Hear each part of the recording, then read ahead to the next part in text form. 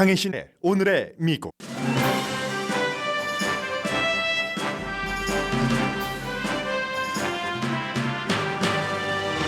바이든 대통령은 격렬했던 나토 정상회의를 끝내고 오늘은 최근 나토에 가입한 핀란드에서 핀란드 대통령과 공동 기자회견까지 끝냈습니다. 핀란드의 나토 가입이 역사적으로 얼마나 중요한지를 강조했습니다. 나토 정상회담에서 젤렌스키 대통령은 모든 것을 갖지 못했지만 많은 것을 취했습니다. 특히 일본을 제외한 G7 정상이 모두 나토 회원국들이어서 G7의 전례 없는 우크라이나 지원 서약은 동맹이나 우크라이나 모두의 큰 힘이 됐다는 평가입니다. 미국은 러시아와 비밀 평화 회담을 했다는 루머에 대해서 부인합니다. 그러나 CIA 국장이 월요일 러시아 정보국장을 만난 건 사실입니다. 러시아 정보국장은 용병 바그너 반란 이후 미국 CIA 국장과 전화 통화를 했다고 러시아 타스 통신과 인터뷰에서 밝혔습니다.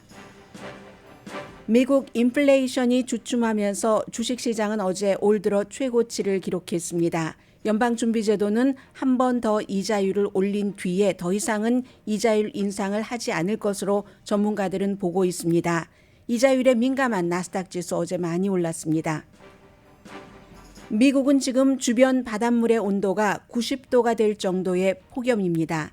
인간이 날마다 극단적이 돼가는 날씨의 일상화에 적응해야 한다는 거의 자포자기 수준의 말들도 오고 갑니다. LA타임즈는 오늘 기후변화와 에어컨을 연결한 사설을 실었습니다. 많은 사람들이 생각하지 못하는 내용도 담겨 있습니다. 여러분 안녕하십니까? 오늘의 미국 강희신입니다. 제가 사실은 오늘 아침에 맨 마지막 부분을 제일 앞에 여러분들께 전해드리려고 했는데 어쩔 수 없이 뉴스라는 것은 그 무게대로 가는 것 같습니다. 그래서 좀 무겁게 가겠습니다. 바이든 대통령이 불과 이제 그 핀란드 정상과의 대통령과의 회담이 끝난 지 얼마 되지 않고 그리고 이제 그 회담에서 사실은 굉장히 재미없잖아요. 뭐 나토 정상회의, G7, G20, 뭐 에이펙 등등. 그러나 사실 가만히 또 이렇게 들여다보고 듣고 하다 보면은 정말 뉴스를 재밌게 들을 수 있는 그런 것들이 충분히 있습니다. 저는 오늘 그 핀란드 대통령과의 정상회담 끝나고 나서 바이든 대통령이 한 얘기, 바이든 대통령이 뭐 미국 사람들에게 핀란드의 역사까지 얘기하고 하진 않았지만 역사적으로 굉장히 그 중요한 회담이다. 이런 얘기를 했거든요. 이 핀란드라는 나라가 중립국이었지만 오랜 동안 중립국이었지만 그리고 러시아의 눈치를 무척 많이 봤지만 결국은 더 이상은 러시아 눈치를 볼 것이 아니라 우리가 더 큰 힘에 딱 붙어서 러시아로부터의 위협 같은 것을 어떤 그 큰 힘들에 의해서 막아주는 이런 것을 누려야지 되겠다라고 결정을 한 겁니다. 그래서 지금 바이든 대통령이 연설하는 부분을 조금 들어보실까요? 아유, 벌써 또 끝났네요. 핀란드가 여러분들 너무나 잘 알고 계시는 핀란디아 오나의 조국, 바로 그 장 시벨리우스의 핀란드입니다. 왜 이 같은 음악이 나와서 세계 많은 사람들이 핀란드의 역사를 시시콜콜이 알지 못하지만 그 주제부가 굉장히 감동적이잖아요. 감동적인 것은 그냥 나오겠습니까? 작곡가의 머리에 가슴에 어떠한 그 당시의 민족주의가 들어있었던 것이고 고민의 고민 끝에 많은 것을 하고 나서 사람들의 다 그게 음악으로 와닿는 거잖아요. 이 장 시벨리우스가 바로 그 핀란디아 오나의 조국을 만들었을 때가 1800년대 말, 그때가 러시아의 그 제정 러시아 니콜라스 2세가 핀란드를 지배할 때입니다. 핀란드는 그 전에는 스웨덴이 독립국이지만 스웨덴의 지배를 받기도 했었어요. 그래서 이제 이 장 시벨리우스가 뭐 스웨덴의 지배를 받던 그 집안의 의사 집안의 아들이었습니다. 그래서 본인은 스웨덴 말을 했지만 음악하는 사람이니까 베를린이라든가 빈이라든가 이런 데로 유학을 갔죠. 유학을 가서 막상 바깥에 나가보니까 애국자가 되더라는 겁니다. 시벨리우스라는 음악가가. 해서 다시 핀란드로 돌아와서 핀란드 말 핀을 배웠죠.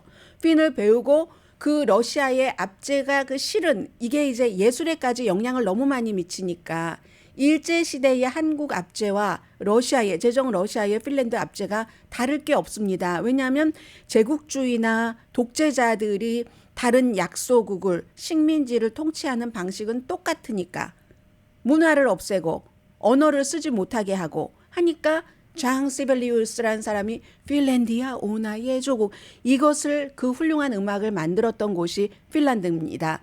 그 나라가 러시아 눈치를 보면서 이렇게 살아왔던 것을 거부를 하고 4월 달에 나토라는 군사 동맹에 가입을 하게 된 거죠. 그러니까 이건 축하할 만한 일이고 바이든 대통령도 역사다 이 정도만 얘기를 했지만 이 핀란드의 역사, 러시아와의 역사는 그런 역사고요. 스웨덴과도 참 역사가 되풀이되기도 하지만 전혀 다른 방향으로 나가기도 하죠. 스웨덴이 러시아보다 먼저 핀란드를 지배를 했지만 그러나 지금은 이제 스웨덴과 핀란드가 굉장히 서로 돕고 있었던 형편이잖아요. 어느 때 스웨덴은 나토에 가입할 수 있었지만 야 우리가 가입하면 우리 스웨덴과 러시아 사이에 끼어 있는 핀란드가 아주 힘들겠구나 하고 가입하지 않았었고 국민의 여론이 우크라이나 전쟁 이후에 높아졌기 때문에 가입하려고 하니까 막상 또 러시아와 가까운 터키가 말을 안 들어주네요. 해서 핀란드가 먼저 가입을 하게 됐고 이런 이제 역사의 흐름과 좀 바뀌는 반대 그런 부분이었습니다. 아무튼 그리하여 오늘 바이든 대통령은 핀란드의 대통령과의 그 회담이 굉장히 그 성과가 있었다. 뭐 그런 얘기 등등을 했고요. 일단 바이든 대통령의 얘기를 Technology 핀란드 is 대통령 one of 먼저네요. the key words for the future. There are elements like artificial intelligence, quantum technology, sky. 네, 굉장히 조용히 얘기를 하죠. 핀으로 얘기하지 않고 이 핀란드의 대통령이 영어로 얘기를 했는데 뭐 여러 가지 이 나토 가입 그런 것을 얘기한 뒤에 테크놀로지를 강조하는 부분입니다. 인공지능 얘기도 나왔잖아요. 이런 것들이 결국은 미래가 될 것이다. 이 안보 다음에는 테크놀로지가 될 것이다. 그런 얘기를 했고요. 그다음에 이제 그 바이든 대통령의 얘기입니다. 히스토리라고 얘기를 했고요. An inflection point in history where the decisions we make now are going to determine the course of the history for the next 4, 5, 6 decades. 네, 이번에 이제 나토에 핀란드가 가입하게 된 것은 앞으로 뭐 40년, 50년 이런 그 미래에 대한 역사를 다시 쓰는 중요한 것이다라고 얘기를 했고 핀란드 대통령의 이름은 사울리 니니스토 대통령입니다. 그리고 이제 바이든 대통령 외교 무대에 나갔으니까 여러 가지 얘기를 해야지 되잖아요. 누구에게 감사한다, 누구에게 감사한다 하는 얘기도 했고요. 이제 곧 그 스웨덴까지 합쳐서 나토 동맹국이 32개 나라가 될 텐데 너무 터키에 감사한다고 했고 에르도안 얘기를 했죠. Committed democracies, both Finland and Sweden, are going to add significantly to the strength, security, and unanimity of NATO. 스웨덴과 이 핀란드가 나토에 가입함으로써 어떤 그 안보 이런 것 동맹 나토 동맹은 굉장히 강해졌다라고 얘기를 했고 지금 이 연설에서도 그랬고 또 기자들의 질문을 받고 나서도 미국과 나토 동맹국은 우크라이나를 포기하지 않는다. 우크라이나가 전쟁에서 끝나게 되면은 어떤 그 일정의 그 과정을 거쳐서 역시 우크라이나도 나토에 가입하게 될 것이다. 이렇게 얘기를 했습니다. 지금 바이든 대통령이 뭐 로스앤젤레스 시간으로 한두 시간 전에 있었던 일이거든요. 이 얘기를 한 그 핀란드의 수도인 헬싱키는 요즘 뉴스에 많이 나오는 러시아의 세인트피터스버그 블라디미르 푸틴의 고향이고 블라디미르 푸틴에게 반란을 일으켰던 프리고진의 고향인 세인트피터스버그에서 270마일밖에 떨어지지 않은 곳입니다. 그곳에서 지금 이런 일들이 일어나고 있고요. 그리고 오늘 이제 로이드 어스틴 국방장관도 이 우크라이나는 나토에 조인을 하게 될 것이다. 이런 얘기를 했습니다. 아무튼 세계가 굉장히 많이 변하고 있다는 것을 느낄 수가 있고요. 1800 1990년대 말이었다고 하는데 그 시벨리우스의 핀란디아가 만들어졌을 때요. 그때는 막 여러 가지 단어를 쓰면서 작은 속국, 러시아의 속국 이랬었는데 이제 그 뒤에 1899년이군요. 그리고는 이제 냉전 시대에도 마찬가지로 그 핀란드화다 뭐 이런 얘기 뭐 핀란디제이션 이런 얘기를 많이 했는데 완전히 이제 끝난 겁니다. 이번 그 우크라이나를 침공함으로 인해서 핀란드도 더 이상은 러시아 안면 몰수 이제 그렇게 하게 되는 일이고요.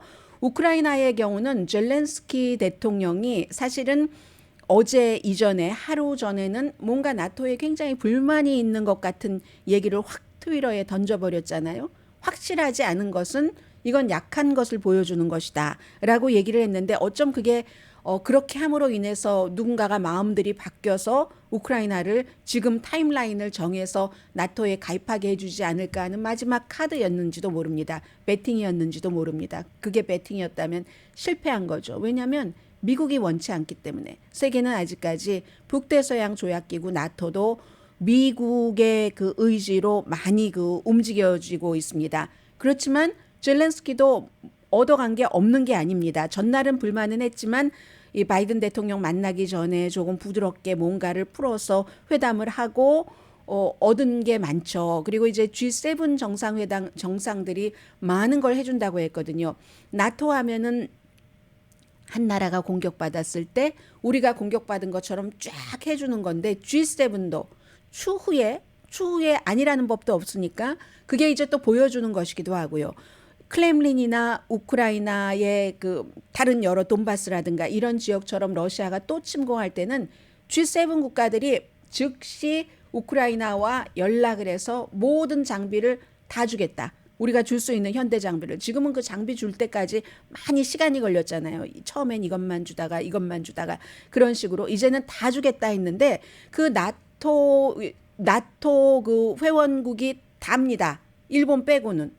지금 일본과 한국과 동남아시아의 여러 국가가 나토 정상회담에 그 이제 초대가 됐는데 이건 앞으로 이제 나토를 그렇게 확대할 수도 있다는 거고요. 태평양 국가들을 초대를 했잖아요. 그런데 일본을 빼고는 뭐 미국, 영국, 프랑스, 이태리, 캐나다 다 나토 회원국이잖아요. 그 회원국들이 아주 서류까지 만들어서 앞으로는 이런 일이 있으면 우리가 주저하지 않고 다 지원을 해주겠다라고 얘기를 했고 전쟁은 얼마나 오래 걸리는지 상관없이 지원을 하겠다라고 했습니다.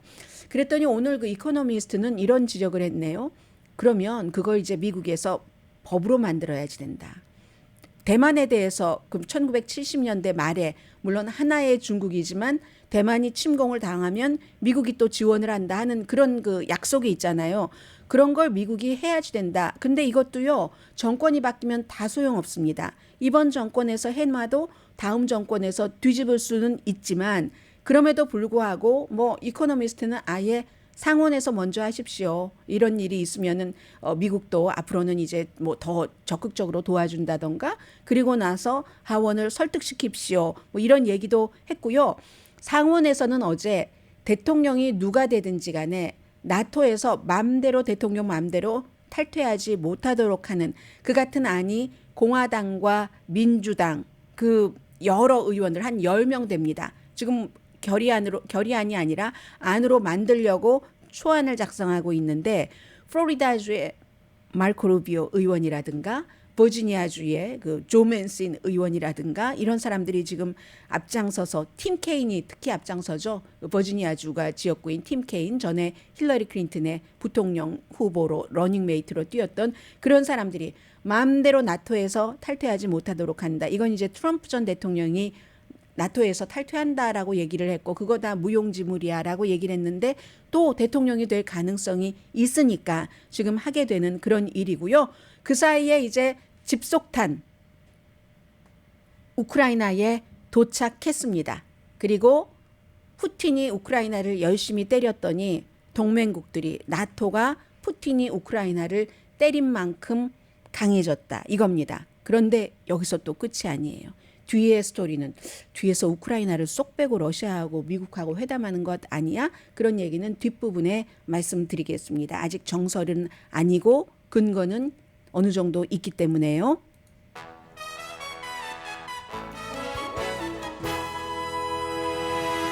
잠시 뒤에 뵙겠습니다.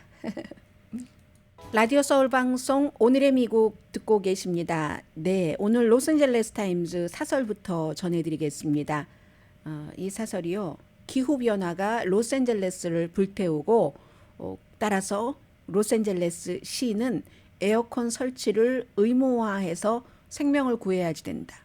제가 이 사설을 왜 선택했냐면요, 많은 분들께서 아니 요즘 에어컨 없는 사무실이 어디 있지? 에어컨 없는 집도 있나? 이렇게 생각하시잖아요. 물론 아주 바닷가에 너무 시원해서 어머 여기는 원래 에어컨이 없고요, 우리는 필요도 없어요 라고 하시는 분들이 몇 년 전까지는 계셨습니다. 그런 게 아니라요, 제가 로스앤젤레스 저희 회사가 있는 윌셔와 윌튼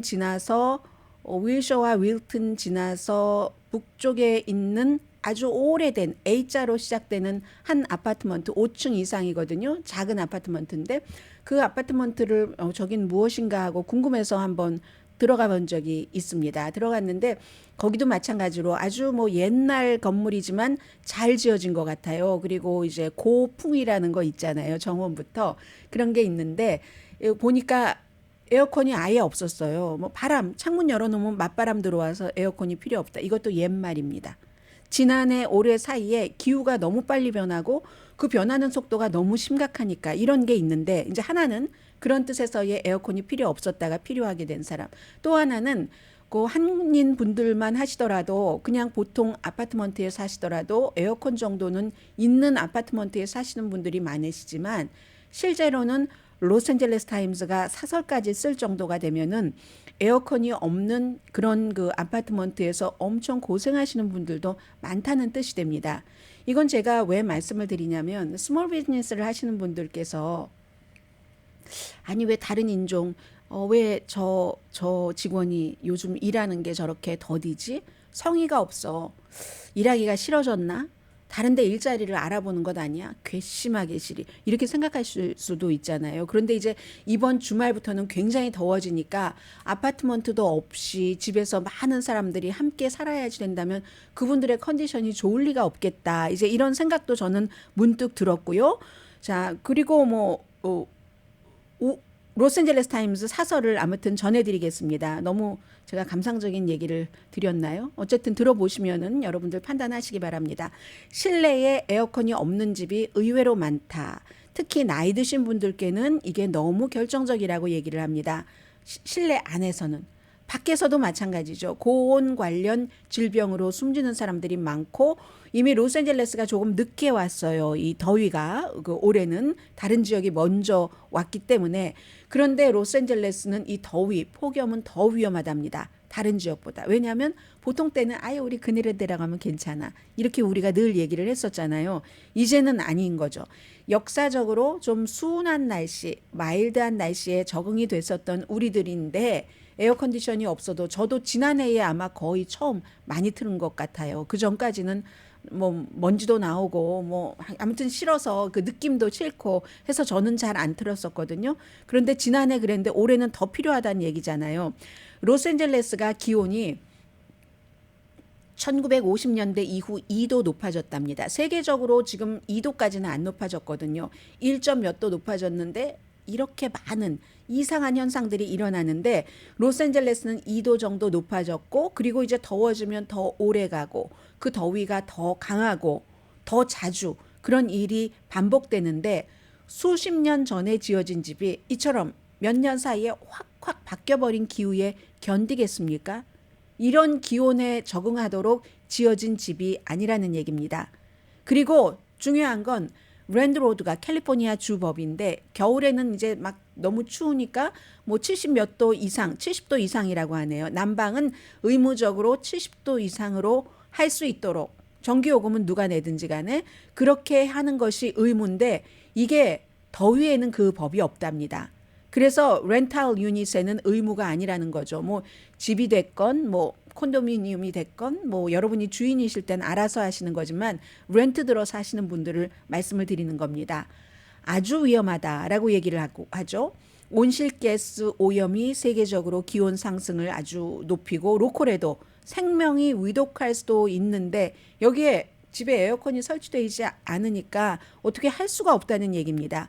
그래서 60% 이상의 엔젤리노 렌탈 유닛에 에어컨이 없는 지역이 있다는 거네요. 지역에 따라서 있어야지 되는데 이건 사치가 아니다. 지금은 이제 사느냐 죽느냐의 문제가 돼버린 거예요.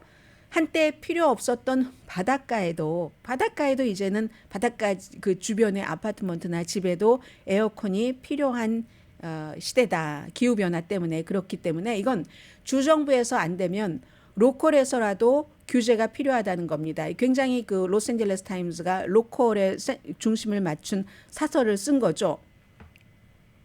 지난해에도 이 캘리포니아 주 전체적으로 이렇게 해서 에어컨을 설치를 하는 것을 의무화해야지 된다는 것을 누군가가 발의를 했는데 그게 이제 실패했다고 얘기를 합니다.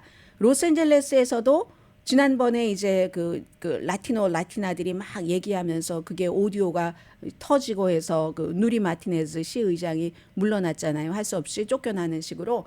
그 전에도 이것들이 의논이 되다가 이런 안들이 의논이 되다가 이제 말았는데 그 당시에 누리 마티네스는 왜 이런 걸 했겠습니까? 결국은 우리가 이 시 정부에도 많은 그 본인들의 인종들이 에어컨 없는 곳에 많이 사니까 하려고 했다가 실패를 했어요. 이거 해야지 된다는 겁니다. 기후변화는 우리들을 기다려주지 않고 우리도 더 이상 기다릴 수는 없다. 그럼 여기는 또 돈 문제가 들어가고 렌탈 업계가 들어가는 겁니다. 렌탈도 모든 그 수익을 내는 그 렌탈이 큰 아파트먼트 소유주뿐만이 아니라 기업화된 소유주뿐만이 아니라 저희 회사를 중심으로 해서 약간만 남쪽으로 내려가도 팔가에서 올림픽 사이에 아주 아름답고 평화롭고 하는 뭐 투플렉스, 포플렉스 그 유닛의 주택처럼 생긴 그런 그 렌탈 그 하우징이 많이 있습니다. 그런 것도 마찬가지로 그분들은 우리는 뭐 대기업도 아닌데 이걸 다시 뭐 에어컨 시설 같은 것을 하기 위해서는 우선 와이어 그 배관 시스템들도 놔야지 되고 전기 패널도 쫙 깔아야지 되고 돈이 이만저만 드는 게 아니잖아요. 이거는 너무너무 불편하다, 힘들다라고 얘기하는데 로스앤젤레스 타임즈는 그건 방법을 찾아야지 된다. 방법을 찾아야지. 왜냐하면 생명에 연관이 된 것이기 때문에 지금 아파트먼트 협회에서 원하는 것은 셀링의 팬, 천정에 이제 팬 돌아가는 것 있잖아요. 사실 이게 멋있었을 때가 있어요. 우리가 견딜 수 있을 만한 더위에서는 그 셀링 팬은 의무화하고 그것도 비치는 예외로 두고 그렇게 하고 아니면 이제 쿨링 센터 같은 것을 많이 만들고 쿨링 센터 아주 시원하게 있을 수 있는 곳이 어디냐. 우리 흔히 이제 더울 때는 나이 드신 분들은 뭐 쇼핑몰에 가세요 얘기하는데 요즘 쇼핑몰에 가기도 힘들어요. 여기저기서 총격 사건이 일어나기 때문에. 그런데 어쨌든 지금으로서는 쿨링 센터가 있고 쿨링 센터로 이동을 할 수 있는 교통편 이 정도만 아파트먼트 협회에서는 원한답니다. 로스앤젤레스 타임즈는요. 쿨링 센터를 몇 명이나 이용을 하느냐. 그리고 또 하나 이 팬, 천정에 있는 팬은 그 팬은 찬 공기가 아니잖아요. 찬 공기를 뿜어주고 뭐 더운 공기를 가져가고 하는 팬 전체적인 시스템이 그렇게 된 게 아니다라고 얘기를 합니다. 그런데 그러면 무조건 집주인 나도 돈 없는데 이 페이먼트 다 못하는데 여기에서 방법을 찾아야지 되고 방법이 있다고 얘기를 하는데요. 집주인이나 세입자에게 큰 부담을 주지 않는 정책을 통해서 해결이 가능하다. 어떠한 그 정부의 프로그램, 정부 보조 프로그램 같은 것도 이제 찾고 또 요구를 하면 거기에 따른 배당을 할 수 있고 하는 길이 있다는 겁니다. 그러니까 투플렉스, 포플렉스 여기서 내가 더 넓혀서 아파트 사업을 하고 계신 분이라든가 이런 분은 그거 요즘엔 힘들어하지 마시고 뭐 방법이 찾으면 있대요. 저는 모르지만 로스앤젤레스 타임스가 그 정책을 통해서 해결 가능합니다라고 얘기를 합니다. 도시의 냉난방의 경우는 특히나 더 로스앤젤레스 수도 전력국이 이미 리베이트 프로그램을 시작했는데요. 시니어 분들은 뭐 에어컨 갖고 계신 분들은 히터 시스템 전기요금 얼마 내지 않고 사용하시잖아요. 전화요금도 마찬가지로. 그런데 LA 수도전력국은 80% 이상 뭔가를 보조를 해주는데 창문, 뭐 열이 들어오고 나가고 하는 것을 막는 창문 수리 많이 하셨잖아요. 그리고 나서 좋다고 하시는 분들 계시고 새로 지어지는 집들은 지을 때부터 그렇게 하겠지만 오래 진 집들은 그리고 이제 이동식이나 아니면 무슨 뭐 좀 다른 간편한 방식의 그 에어 컨디셔닝 이런 것을 그 할 때 수도 전력국의 프로그램이 있기 때문에 지난해에 한 2,000 케이스 정도가 신청이 됐다고 하거든요. 좋은 출발이라고 얘기를 합니다.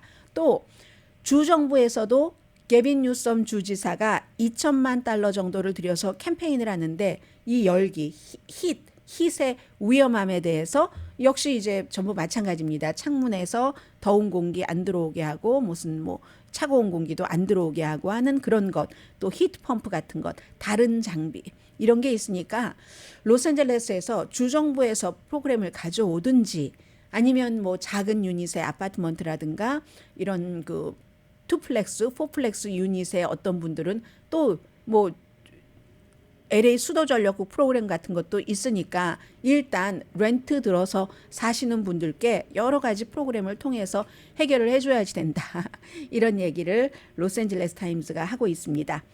그리고 팔로스버디스 북쪽의 롤링힐즈 에스테이트 그쪽은요. 지금 이제 그 기울어지는 것, 땅이 꺼져가는 것은 조금 이제 잡혔는가 봅니다. 슬로우하게 천천히 토요일에 시작해서 일요일 뭐 월요일 뭐 이런 어제 그제까지는 굉장히 급격했는데 지금 그건 조금 슬로우해졌는데 하수관이 파열이 됐군요. 그래서 하수관이 파손이 돼서 더 많은 사람들이 집이 전혀 지금 피해가 없는데도 대피를 하셔야지 되는 그런 분들도 계시답니다. 기후변화로 뭐 이런 온갖 일이 있고요. 제가 어제는 여러분들께 클로징 즈음에 말씀을 드릴까 하다 말씀을 못 드린 게 있는데요. 기후변화에 관한 행동과 예술 이렇게 말씀드릴까요? 지난해에요. 미국에서 한 10군데의 그 유명한 그런 그 박물관에서 이 기후변화 운동가들 있죠. 뭐 페이퍼 스프레이 같은 거 가지고 다니는 그 사람들이 10군데가 넘는 박물관에서 페인트 칠을 했다는 겁니다. 이 사람들이 하는 얘기는 지금 뭐 사람들이 뭐를 안 하고 뭐 정책 위반자들이 정책을 만들지 않고 그리고 뭐 기업들도 돈만 벌려고 하지 지구에 뭐 지구가 아파 죽는다는데 기후 변화에는 신경 안 써 하면서 지구가 죽어가는데 예술은 무슨 이러면서 막 그 페인트 칠을 하고 다니잖아요. 페인트 칠을 하고 다니니까 그러니까 이 구스타프 클림트의 그 골드색 키스하고 뭐 이러는 그 그림에도 그러니까 점점 사람들은 예전에는 이제 좀 떨어져서 보세요 하고 어떤 경우 너무 그 중요한 그 다른 나라에서 빌려오고 한 작품 같으면은 선 같은 거 쳐놓고 또 안내하시는 분이 거기는 더 이상은 다가가지 마세요라고 하지만 지금은 전부 유리 껴놨잖아요. 유리를 통해서 보는 작품과 그 질감 같은 것이 다르잖아요. 근데 유리 같은 거 없이 하는 그리고 박물관들도 계속 막 청소비 들어야지 되고 하는 이건 정말 너무한 게 아닌가? 저는 그 예술과 그 행동에 대해서 뭐 이건 아닌 것 같은데 이런 생각을 아무튼 하기는 했습니다만 대신에 또 좋아지는 것도 있어요. 일자리가 늘어납니다. 경비원을 더 많이 고용을 해야지 돼요. 박물관들이. 그리고 청소하시는 분들은 좋겠죠. 유리가 칠해져 있으니까 스프레이 자체는 유리에 뿌리지만 그렇지만 그 스프레이라는 것이 퍼져나가니까 벽 같은 것도 박물관은 어떤 작품을 만들 때마다 그 작품에 맞는 색깔로 명도를 조절을 하잖아요. 완전히 분위기를 바꾸잖아요. 적어도 다른 것 아무것도 안 한다 할지라도 벽에 페인트 칠 색깔이라도 그린으로 한다던가 아이보리로 한다던가 이렇게 바꾸는데 그거 다 다시 칠해야지 되는 겁니다. 바닥도 마찬가지고요. 그러면 청소하시는 분들은 좋겠다 하는데 기후변화 활동하는 사람들도 그렇죠. 그 스프레이는 화학약품 아닌가요? 본인들도 또 화학약품 열심히 쓰고 있네요. 물론 그렇게 해야지만 봐주니까 그런다 하지만 극단적인 행위는 점점 극단으로 가잖아요. 우리 기후변화도 사람들이 막 여기가 내가 지으면 우리 집 지으면 좋겠어. 나는 돈이 많으니까 쭉 밑에서부터 산을 다 깎아. 뭐 상수도 하수도 시설 우리 집 하나를 위해서 내가 다 만들겠어. 이걸 보여주겠어 하고 지어놓으니까 그 아래 사람들이 다 나중에 홍수 나고 이런 거잖아요. 극에서 극은 절대로 해결이 좀 안 되는 것 같다는 생각은 들고요. 잠시 뒤에 경제에 대해서 말씀드리겠습니다.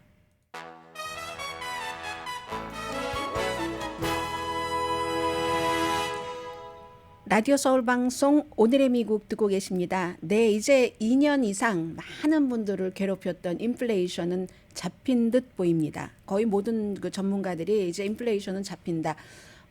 어제 그 1년 전에 비해서 3% 올랐다고 했잖아요. 그런데 앞으로도 더 인플레이션이 내려갈 만한 요소가 많이 있다고 전문가들은 보고 있는 겁니다. 정점에서는 이미 떨어진 것이고 지난해에 이제 최고였던 9.1 인플레이션 1년 전에 비해서 그랬을 때보다는 지금 3분의 1밖에 되지 않잖아요. 올라도 이제 느린 속도로 오르거나 아니면 이제 더 내려가서 어제가 이제 주식시장 최고의 날이었습니다. 뭐 3대 지수 다 올 들어서 최고의 날. S&P 500가 0.7%가 올랐는데 나스닥 같은 경우는 이자율과 굉장히 영향을 많이 받는 지수잖아요. 1.2%나 올랐습니다.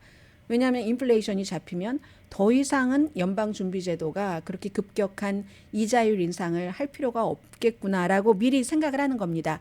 물론 이달 말에 있을 공개시장위원회에서는 마지막으로 한 번 더 0.25% 올리고 난 뒤에 그렇게 한다는 얘기입니다. 이제는 아직도 뭐 인플레이션 심한 곳 몇 군데 불러드려 볼까요? 캘리포니아주도 있네요.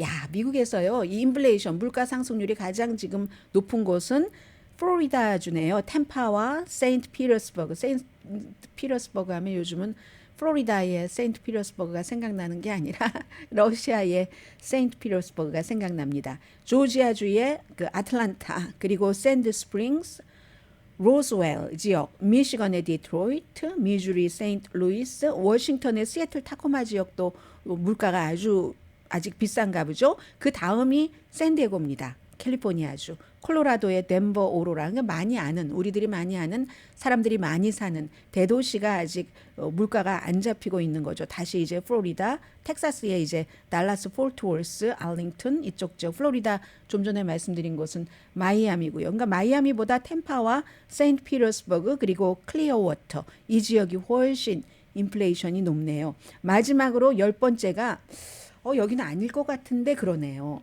캘리포니아주의 리버사이드, 샌버나디노, 온태리오도 인플레이션이 가장 높은 10번째 도시입니다. 해서 이제 이미 오늘도 무슨 뭐 어제는 소비자 물가지수, 오늘 뭐 생산자 물가지수도 괜찮았거든요. 앞으로 이제 좀 몇 개월 안에 더 나아질 것이다. 에너지 값이 나아지니까 가솔린 값 로스앤젤레스 지역은 지금 조금 오르고 있긴 합니다. 그러나 이제 전체적인 인플레이션은 전반적인 구조로 봐야지 되니까 가솔린 값이 지난해 같은 기간에 비해서 지금 한 30% 정도는 내려갔다고 하거든요. 전국적으로. 그래서 갤런당 3달러 50센트. 지난해 6월 달에 평균은 뭐 5달러 훨씬 넘었고 캘리포니아는 뭐 그때 7달러도 넘지 않았던가요? 그렇게 됐는데 지금 이제 캘리포니아주가 4달러 거의 이제 넘어가나? 5달러 쪽으로 이렇게 되고 있는데 전국 평균은 3달러 50센트입니다. 렌트비 말씀을 드렸습니다. 어제요. 렌트비가 잡히지 않으니까 이제 연준에서도 뭐 이게 품목이 많은데 모든 것들이 다 내려가는 게 아니라 약간 렌트비하고 식품비가 지금 크게 내려가지 않는 지역이 많은 거예요. 그래서 이제 렌트비에도 아직까지는 이게 오르기는 올라도 그래도 전처럼 그렇게 막 급격히 오르는 것은 아니니까 팬데믹 초기처럼 그런 건 아니기 때문에 여기서 이제 희망을 보고 두 번째는 임금. 임금은 역시 팬데믹 이후에 사람을 구할 때 사람이 없으니까 돈을 많이 줬어야지 됐습니다. 그런데 더 이상은 모든 것은 한계가 있는 거죠. 종업원들도 잘 알아서 파악을 해야지 됩니다. 원래요, 돈 많이 주는 사람을 회사가 너무 어려울 때는 아무리 일 잘해도 제일 먼저 해고하고 싶습니다. 들어가는 돈이 많기 때문에. 팬데믹 직후에 사람들 없으니까 막 봉급 많이 주고 그리고 어떤 경우는 꼭 지금 필요하지 않아도 그 직원을 보유하고 있고 했었거든요. 언제까지 그럴 수 있겠습니까? 더 이상은 이제는 이득이 하나도 안 남게 생겼어요. 그래서 여기 정점에 오르니까 결국은 임금 인상도 그다지 크지 않을 것이라는 것. 소비도 사람들이 이제는 조심하기 시작했습니다. 여행 같은 경우도요. 이제 팬데믹 이전까지 막 올라갈 때는 착착착착 올라가다가 좀 이제 우리가 이왕이면 좀 싸게 가야지 되겠어. 사람들이 디스카운트를 많이 본다고 하거든요. 항공요금 같은 것도. 그러니까 렌트비도 그렇고 임금, 소비자들도 주춤하고 하니까 결국은 연방준비제도가 우리가 성공했습니다. 드디어 이게 인플레이션을 잡기 위해서 이자율을 계속 올렸던 것이 성공했습니다. 라고 말할 수는 없지만 성공에 가까이 가고 있습니다. 이 정도 말할 수 있습니다. 그리고 이건요. 바이든 대통령에게도 엄청 좋은 거죠. 바이든 대통령이 이번 주에 굉장히 바쁜 한 주일을 보냈잖아요. 토요일에 그 델라웨어에서 와이프 22살 된 손녀와 함께 비치에서 막 우통까지 벗고 바이든 대통령이 뭐 일광욕을 하고, 그리고 일요일에 바로 유럽으로 가서 그 나이가 80세가 넘은 분이 영국에서 왕도 만나고 총리도 만나고, 그래서 영국 총리와는 경제적인 여러 가지도 의논을 했고, 나토에 가서 젤렌스키 대통령이 아주 막 짜증난다는 듯이 아니 우리를 이번에도 확답을 안 해준단 말이야. 나토 가입 그 타임라인을 이런 것까지 또 다스렸어야지 됐고, G7들과도 만났어야지 됐고, 또 한국 일본 정상과는 북한이 대륙간 탄도미사일을 발사했으니까 또 그 문제도 의논을 했어야지 됐고 하는 이 상황에 또 오늘은 이제 헬싱키로 갔잖아요. 그런데도 바이든 대통령에게 이 좋았던 뉴스 가운데 하나가 이렇게 인플레이션이 잡혀가고 있다. 결국은 나중에 이제 공화당에서도 지금 문화 전쟁을 엄청 많이 하고, 아이오와주에서 그 낙태 그 임신 6주일 이후에는 뭐 거의 특별한 경우에 예외를 제외하고는 못하도록 하니까, 그러니까 바로 12시간 안에 고소를 했거든요. 그거 집행을 중지해달라고. 그런 문제들도 민주당에게는 그 정치적으로는 선거 면에서 보면은 좋은 이슈죠. 그런데 문제는 그 같은 문화 전쟁, 어떤 뭐 총기에 관한 전쟁, 그래서 또 총기 규제를 원치 않는 공화당 쪽으로 몰릴 수도 있습니다. 낙태는 해야 돼. 아니 6주일은 또 너무한 거 아니야? 아니 6주일이 아니라 20주일까지 가라고. 그거 너무한 거 아니야? 지금까지는 한 20주일, 22주일 정도까지는 허용을 했었고요. 지난해 연방 대법원이 판결을 내리기 전까지는 너무하는 거 아니야? 이렇게 말씀하시는 분들도 많이 계십니다. 그런데 낙태를 하는 분은요 거의 한 12주일 이 정도에 하지 20주일 넘어가면 특별한 케이스겠죠. 이거 나 어떻게 하면 좋지? 엄마에게 말을 못 하겠어. 아니면 이거 어떡하지? 뭐 이런 고민들을 하다가 그렇게 되는 경우가 이제 20주일을 넘게 되는 경우고, 그래서 이 낙태에 대해서 민주당에 좋을 수도 있고 공화당에 좋을 수도 있지만, 문제는 경제안은 누구에게나 다 경제가 좋아지고 잡히는데 현 정권에 나쁠 리가 없습니다. 그 현 정권이 어떠한 유산을 전 정권으로부터 이어받았던, 나쁜 경제 조건을 이어받았던, 좋은 경제 조건을 이어받았던 사람들은 투표할 땐 그런 건 생각하지 않습니다. 지금 나의 상황이 전부 다 좋아졌나 나빠졌나? 좋아졌으면 앞으로도 좋아질 것 같은가 나빠질 것 같은가? 그러면 이 정부를 유지를 해야지, 이 대통령을 유지를 해야지 하잖아요. 그래서 그런 면에서는 바이든 대통령에게 굉장히 그 좋은 이 경제적인 이슈다라는 것 전해드리고요. 잠시 뒤에 정말로 미국이 우크라이나를 쏙 빼고 러시아와 지금 평화협상 같은 것을 하려고 간보고 있나 하는 뉴스 전해드립니다.